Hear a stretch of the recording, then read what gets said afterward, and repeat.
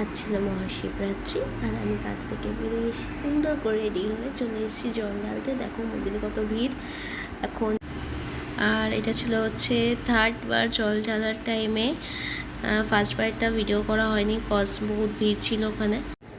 আর এই লাস্ট বারের জন্য আমি বেরিয়ে পড়েছি। দেখো আমি এখন যাচ্ছি আমাদের বারিকপাড়া শিব মন্দিরে।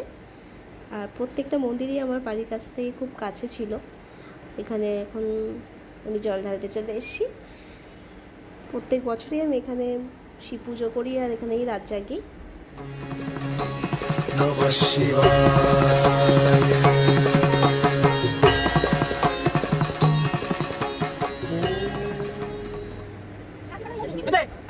আর এবার দেখো আরতি আছে আর হোমও হবে, তো সেটার জন্য প্রিপারেশন চলছে।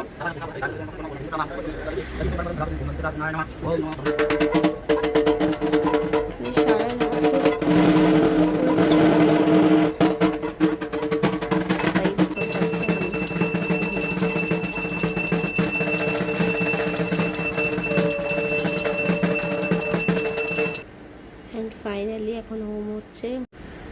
আর হোমের এরপরে অঞ্জলি দিয়ে তারপর বাড়ি এসেছি।